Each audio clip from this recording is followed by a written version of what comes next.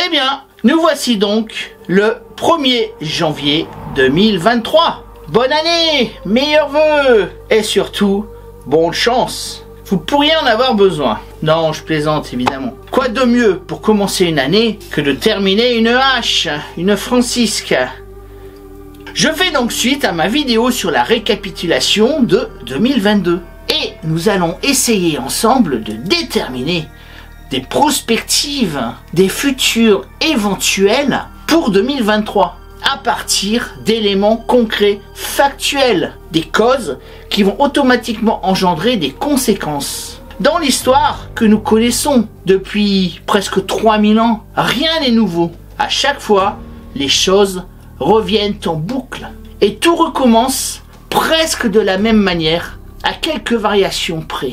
Alors, vous êtes prêts pour 2023 ? C'est après ça.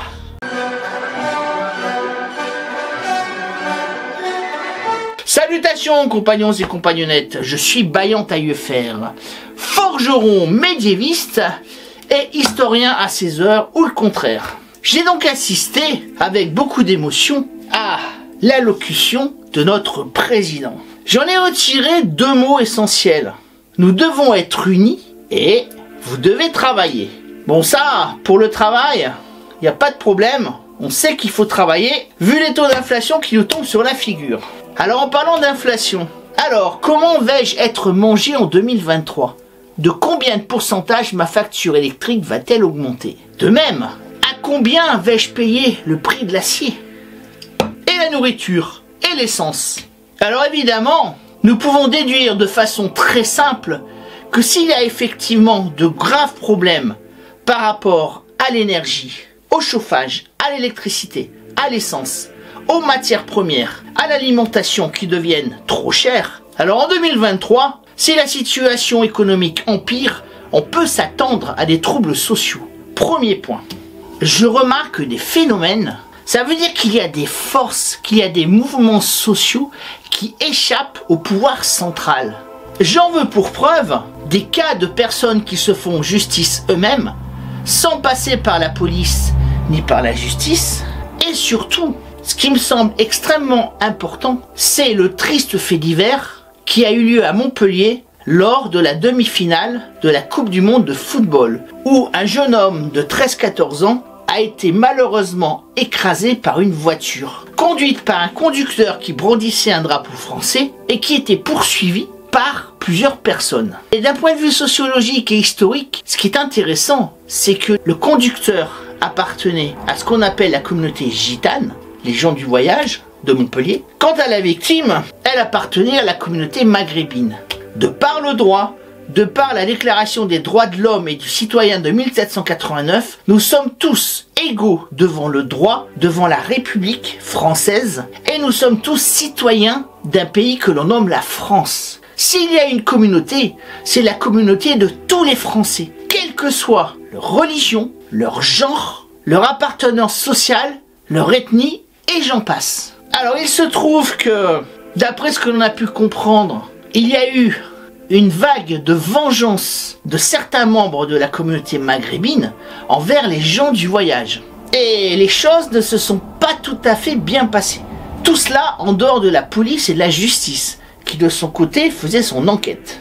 On en était presque arrivé à un phénomène de guerre civile à très petite échelle, au niveau de certains quartiers de Montpellier. Pour faire la paix, 2 ou 3 imams, donc représentants de la communauté maghrébine et musulmane, ont rencontré des chefs de clan de la communauté des gens du voyage, et qu'ensemble, ils ont édifié une sorte de traité de paix.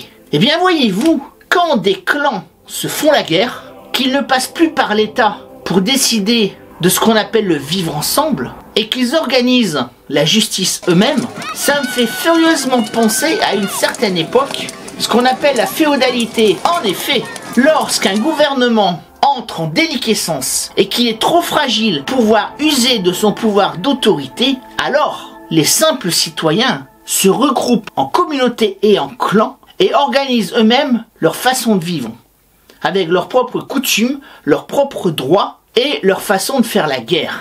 Peu après les invasions barbares, après l'écroulement de l'Empire romain, les Francaliens, les Burgondes, les Visigoths, les Bretons, se sont organisés sur le territoire de l'ancienne Gaule romaine, jadis administrée par l'Empire romain, par la puissance de Rome. De même, après la tentative malheureuse des Carolingiens de restituer un empire européen, de nouveau, des hommes qui avaient une puissance militaire ou une puissance terrienne se sont entourés d'une cour d'affidés et ont créé ce qu'on appelle la féodalité, c'est-à-dire un pouvoir politique et militaire dispersé dans de petites entités territoriales qui se faisaient souvent la guerre entre elles. Il a quand même fallu attendre le règne de Charles VII et l'organisation d'embryons de régiments que l'on a appelé les compagnies de francs archers, ainsi qu'un système fiscal pour faire entrer assez d'argent pour payer les hommes, les soldats à la solde de l'État royal, pour enfin commencer l'embryon d'un État centralisé qui détenait le pouvoir de la justice et le pouvoir de faire la guerre. Il semble que nous soyons dans un mouvement inverse, que plus le pouvoir de Paris est disséminé entre les régions au niveau de l'Union européenne et plus ce pouvoir a du mal à s'imposer sur certains territoires, il semble que des communautés décident de prendre leur vie en main, sans en référer à la loi et au gouvernement. Alors, je peux me tromper, j'observe, je regarde, j'en déduis certaines choses, et j'en arrive à cette théorie qui est la mienne, qui m'est personnelle, d'un pouvoir de l'État qui se décentralise de plus en plus, qui devient de plus en plus faible et qui ne parvient plus à organiser la loi sur certains territoires seulement, j'insiste. Le cas de Montpellier me semble à ce niveau extrêmement intéressant, surtout par sa conclusion. Cela me rappelle également un problème à Dijon entre communauté tchétchène et communauté maghrébine et qui s'était terminé par une espèce de traité de paix entre imams tchétchènes et maghrébins avec serment sur le Coran. Cela me semble extrêmement intéressant parce que ça me rappelle effectivement les seigneurs qui prêtaient serment accompagnés de leurs évêques sur la Bible. Si nous avons un État de plus en plus défaillant qui a du mal à sécuriser les frontières extérieures et à maintenir un minimum de loi et de tranquillité publique, alors on en arrive à cela. On en arrive, si j'extrapole jusqu'au bout, au repli sur eux-mêmes de certains groupes de personnes et avec peut-être la construction ou la reprise de certains types de fortifications, tels que les châteaux forts. Faut bien comprendre qu'à partir de l'an 1000, si les hommes ont édifié des forteresses et des châteaux forts un peu partout en France et en Europe, c'est simplement pour se mettre à l'abri de leurs voisins ou d'éventuels pillards. Quoi qu'il en soit, je trouve ce phénomène sociologique extrêmement intéressant.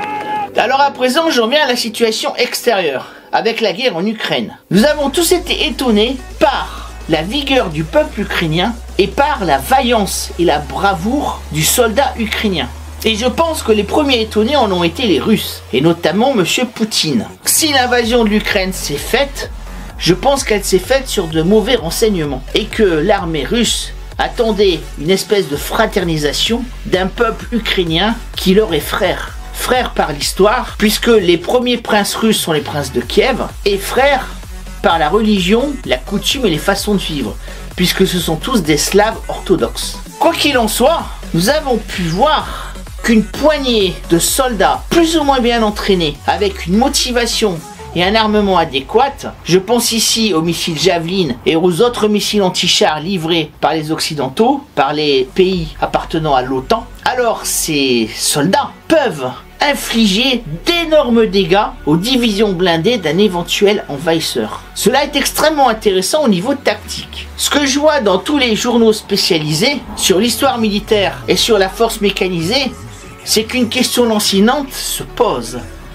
Est-ce que le règne du char d'assaut est-il arrivé à sa fin? Est-ce que le tank va disparaître? Est-ce que la façon de mener les guerres avec des assauts blindés appartient déjà au passé? De même qu'il apparaît que l'ère de la guerre éclair est peut-être terminée et que l'on en revient, malheureusement pour les hommes, à des guerres de position telles que celles que l'on trouvait en 14-18. Le front allemand et allié ont été stabilisés à partir de l'hiver 1914, tout simplement parce qu'aucune arme ne parvenait à franchir le triptyque barbelé, mitrailleuse, tranchée. Et il a fallu l'invention du char moderne, entre guillemets, le Renault FT-17, pour parvenir à franchir ces réseaux de fortification. Or, si effectivement le blindé en est réduit à sa perte, s'il pointe le bout de son canon sur le champ de bataille, alors le système de fortification, d'abris bétonnés, de barbelés et de mitrailleuses redevient invulnérable. On passe donc d'une guerre rapide, une blitzkrieg, à une guerre statique. Une guerre de position. Alors, comment cette guerre va-t-elle évoluer? Il y a plusieurs cas de figure. L'enlisement, comme ce qu'on a pu voir en Afghanistan ou au Vietnam. Les Russes ne parviennent pas à l'emporter et les Ukrainiens ne peuvent que défendre leur position, sans chasser leur ennemi russe. Donc, statu quo. Les fronts sont cristallisés pour des mois, voire des années, jusqu'à ce que la solution passe par la diplomatie et la politique. Deuxième cas de figure, eh bien, il y a un dérapage dans l'un ou l'autre des camps. C'est-à-dire que, par exemple, les Russes, par inadvertance ou par volonté, attaquent un pays de l'OTAN, tel que la Pologne ou la Roumanie. Une ogive, un missile atterrit au mauvais endroit. Et dans ce cas-là, un engrenage peut se mettre en place qui peut nous mener, à cause des alliances, justement, entre le bloc de l'OTAN et de l'autre côté, un bloc qui comprend la Russie, la Biélorussie, peut-être la Chine. À ce niveau-là, nul ne sait comment cela pourrait se terminer. Ça pourrait se terminer comme ça. Il semblerait bien que la terreur nucléaire frappe de nouveau à nos portes. Cette terreur que l'on pensait éteinte et endormie depuis la chute du pacte de Varsovie de l'Union soviétique en décembre 1991. Quoi qu'il en soit, nous revoici donc avec le spectre de la guerre conventionnelle en plein centre de l'Europe et avec le spectre effrayant de la guerre atomique. Eh bien, j'espère vous avoir donné quelques clés pour le futur.